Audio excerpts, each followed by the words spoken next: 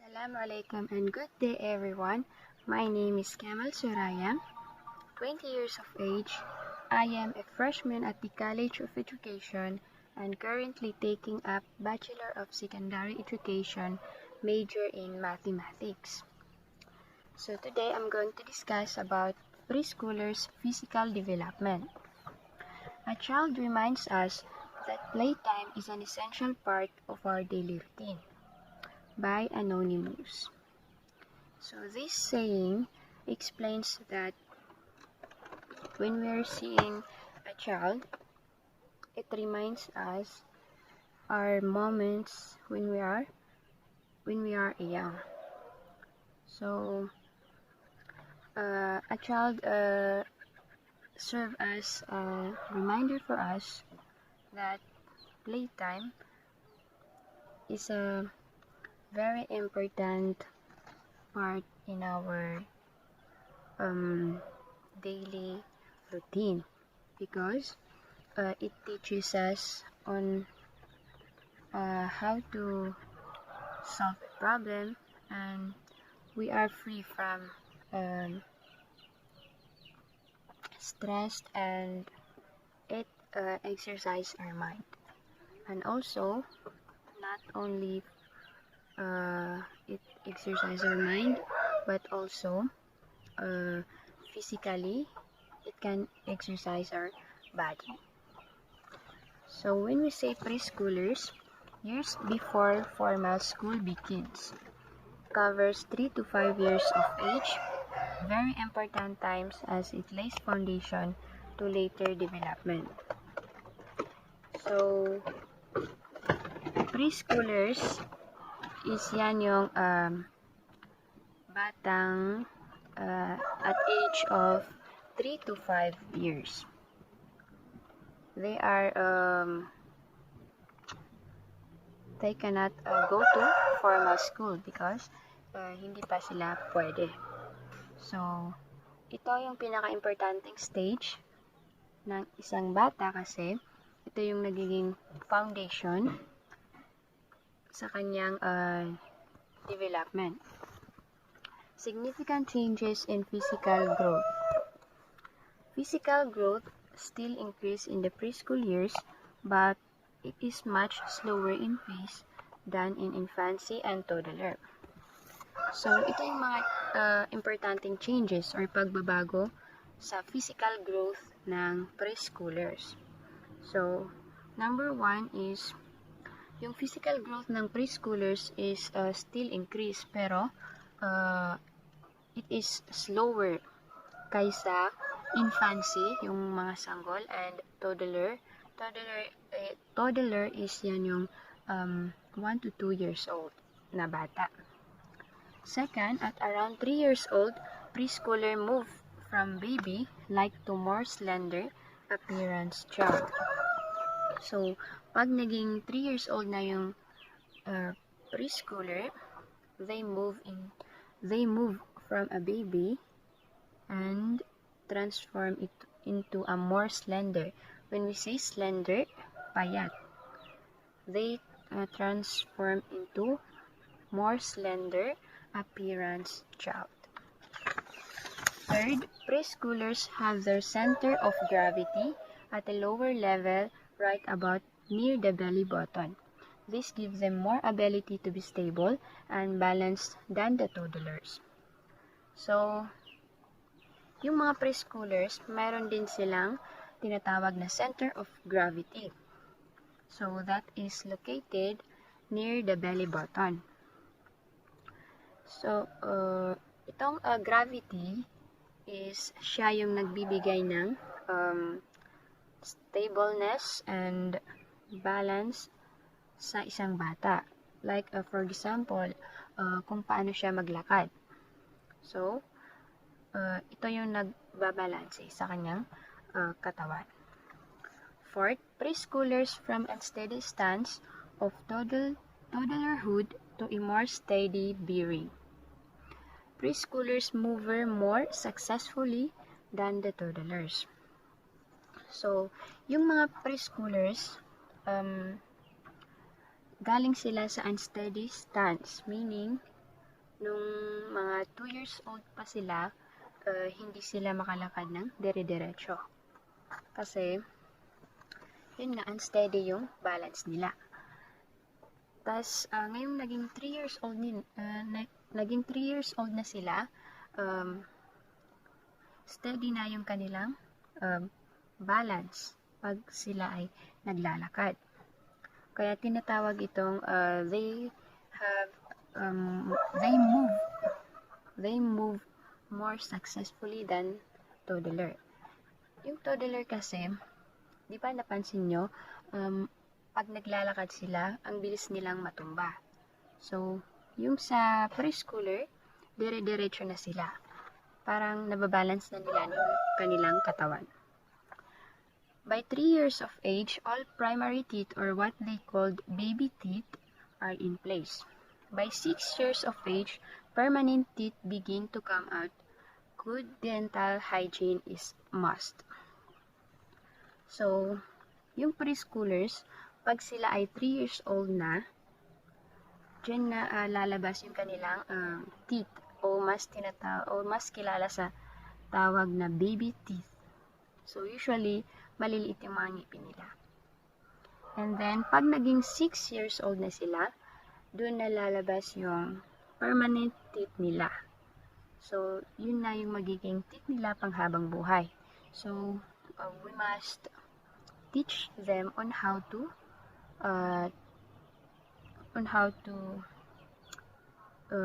kung paano mag-toothbrush ng maayos.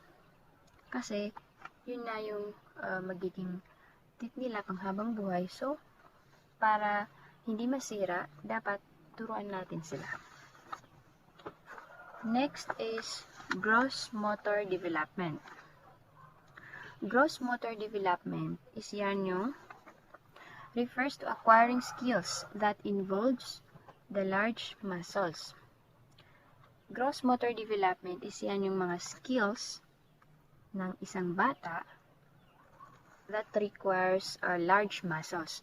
Halimbawa, yung kanyang dalawang paa or yung dalawang kamay. So, locomotor involved in going to one place or another. So, tinatawag na locomotor yung pagpunta from one place to another. For example, is walking. From there, papunta doon. Walking, example nito, walking, running, climbing, skipping. Yung skipping, di ba napapansin natin sa mga bata, kapag may kinuha silang mga bagay, tumatakbo sila. So, dyan sila magaling sa skipping. Non-locomotor, child stays in place. Non-locomotor naman is yan yung opposite ng locomotor, kasi ito, kung ang locomotor is from one place to another, yung non-locomotor is nagstay lang yung bata in one place. For example, drawing. Diba, hindi siya nag-move kasi doon lang siya sa table. Doon lang siya sa kanyang upuan habang nagdo-drawing o di kaya nagko-color ng mga pictures. Tsaka, o di kaya bending. Third, manipulative skills. Involve projecting and receiving objects. So, yung manipulative skills is yan yung pagbato ng object at yung pagre-receive nito. For example is throwing a ball, striking, bouncing. So, there are skills under gross motor. Ito yung mga skills na nade-develop ng isang 36 to 48 months na bata. First, hops 1 to 3 steps on preferred foot. Hops, they can hops using their either right foot or left foot. Number 2, skips with alternating feet. They can skip skips with alternating feet. For example, skips, they can skip right foot and then left foot, right foot, left foot. Number 3, jumps and turns. Pwede na silang natututo na silang tumalon at saka umikot. Number 4, stands on one leg without falling for at least 5 seconds. Nagagawa na nila yung pagtayo ng one leg only, one leg, isang leg lang, for at least 5 seconds. Number 5, throws a ball overhead. They can throw a ball overhead either kung saan nila papupuntahin yung bola, and also they can control yung speed ng bola. Next is fine motor development. Refers to acquiring the ability to use the smaller muscle in the arm, hands, and fingers purposefully. Kung yung gross motor development requires large muscle, itong fine motor development, it requires a smallest muscle, gaya ng muscle natin sa fingers, sa arm, o di kaya sa hands. Example nito is speaking. When kapag yung bata ay may pinulot na object, squeezing, kapag may pinipiga silang things, o di kaya pounding, kapag may binabato silang object. So, ito yung mga fine motor skills na nade-develop when kapag yung bata is 36 to 48 months. So, first, consistently turns pages of a picture or storybook, one page at a time, looking at pictures with interest. So, di ba pag makakita yung mga bata ng libro, especially yung mga colorful, yung attractive sa mata, kukunin nila yan at bubuksan nila. So, pagbukas nila, they turn the pages, and kapag may nakita silang kakaibang pictures, minsan tinatanong nila or pinapakita nila na kung ano yun. Second, purposefully copies diagonal lines. Third, purposefully bisects across. Fourth, purposefully copies a square. Purposefully copies a triangle. Cuts with scissors following a line. So, isa sa mga nade-develop is they can copy diagonal lines. So, nakaka-draw sila ng mga diagonal lines. Also, across na line, they can also draw shapes like square, triangle. And also, they can cut. Pwede silang makagupit ng paper, but they are following a line. Kumbaga, yung paper, pag may line dito, yun yung kanilang gugupitin. When 49 to 60 months, kapag 49 to 60 months na yung bata, marunong na silang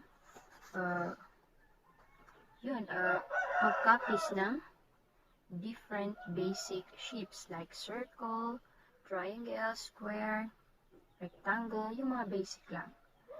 So, they can draw a human figure. So, usually, yung mga drawing ng mga bata is circle, tas yung body is parang stick. Yun, they can draw without prompts. Also, they can draw a house without prompts using geometric forms. They can draw house then, pero yung simple lang na house, yung mga lines, mga ganito. And also, colors with strokes staying within the lines. So, minsan yung colors, kino-color nila yung mga lines, ganun. So, that's all, and thank you. In addition to Miss Kamal's report of fine motor skill development, fine motor skill development also involved self-help skill. Self-help skill like eating, using fork and fork, bottling, zipping, combing, and brushing. So, by the end of the preschool year, most children manage to hold a pencil with their thumb and finger. At 4 years old, preference of the use of hand over other is usually established. So, di ba bago ito, makikita natin yung mga bata na palipat-lipat yung ballpen sa left and right nila kasi hindi pa nila alam yung dominant. Pero by the end of the preschool years, alam nila kung ano yung dominant sa kamay nila. Self-help skill also involve personal care and hygiene. At 36 to 48 months, they develop ito yung mga kaya nilang gawin. Pours from pitcher without spillage, feed self using spoon without spillage, dresses without assistant except for buttons and shine laces, put on sock independently. At 49 to 60 months, they can feed themselves using fingers without spillage, prepares own food, dresses without assistant including bottling and flying, wipes or cleans him or herself after a bowel movement, brushes teeth after meals without having to be told, washes and dries face independently without having to be told, takes a bath independently without having to be told. So, by 49 to 60 months, alam na nila yung mga gagawin nila without having to be told. Pero syempre, iba-iba yung development ng mga ibang bata. Makikita pa rin tayo na kailangan pang sinasabihan. Pero, this is our usually. Next is preschooler artistic development. So, preschool years are the year where the child interest in drawing and making other form of artistic expression is high. So, di ba makikita natin, bata pa lang, di ba, mga 3 years old, ang hilig na mag-drawing sa mga ano ng bahay, ano nang tawag dito, yung mga table, kahit anong makita nila, basta may hawak silang color o pencil o ano mang pang sulat is magsusulat-sulat sila. So, there are 3 stages of drawing. First is scribbling stage.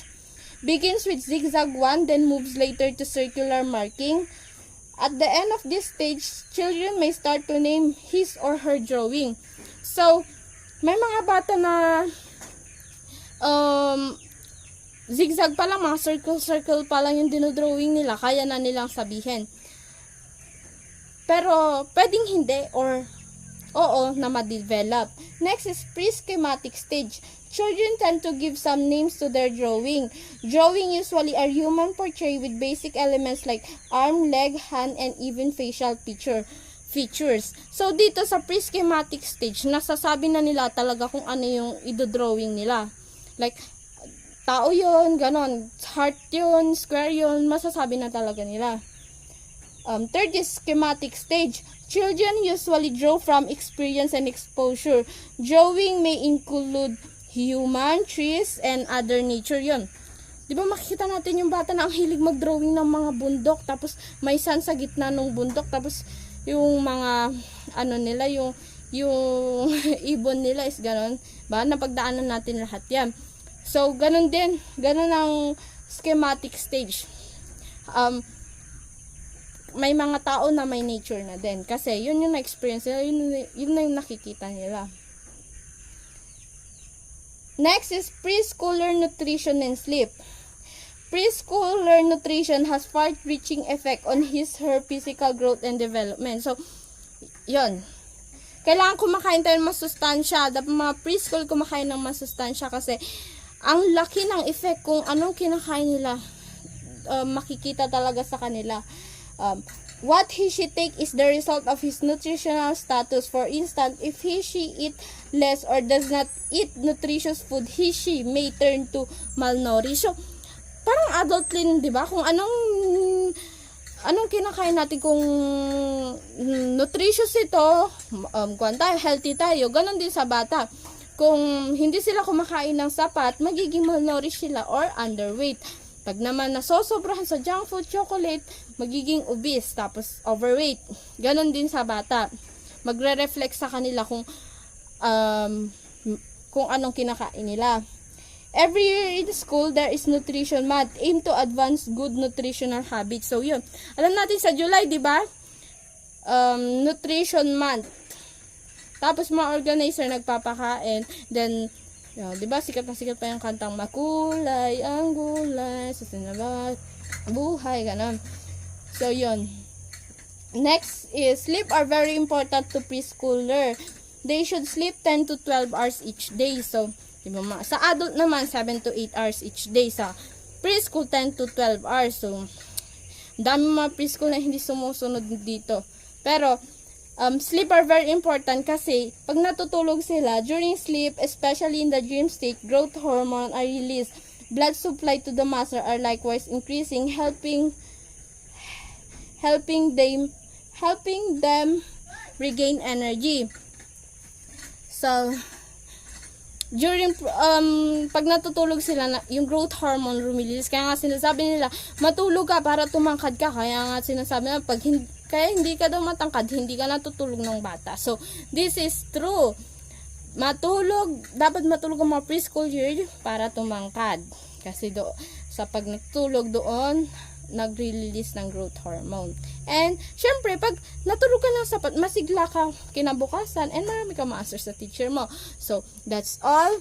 I'm Hani M. Kabugatan from Physical Development, and that's all. Thank you. Assalamualaikum.